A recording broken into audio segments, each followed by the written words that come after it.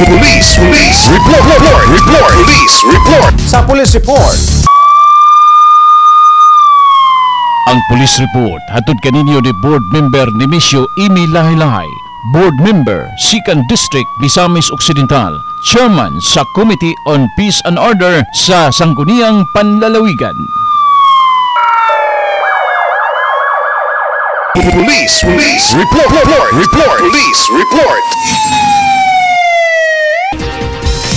Sa Police Report, ano ang detalye ni Johnny Tommy? Tugyang sa kapulisan sa Dakbayan sa Usamis og managsuon nga mga batanon nga mga suspek sa serye sa mga hold up sa kadalanan sa Dakbayan sa Usamis og sa gikatahong tulis usab sa Orqueta City. Ang duha ka managsuon na intercept sa Purok 1 Barangay Lapasan, Calarin, Misamis Occidental niadtong Nobyembre 10 sa buntag. Human na backtrack ang motorsiklo nga gigamit sa krimen pinagi sa duha ka mga CCTV camera.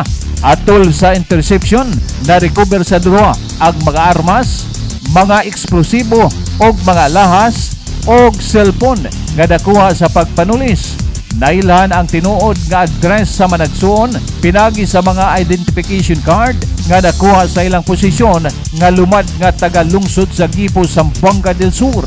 Anana sa kustudiyan sa Usamis City PNP ang mga suspect o gipamtangan na og mga kaso sumala sa nahimo nining salaod o kontrabando nga nakuha sa posisyon.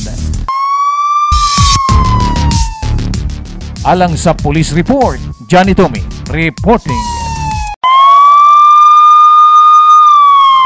Ang Police Report hatod kaninyo ni Board Member Nemesio Imi Lahi-Lahi, Board Member, 2nd District, Misamis Occidental, Chairman sa Committee on Peace and Order sa Sangguniang Panlalawigan.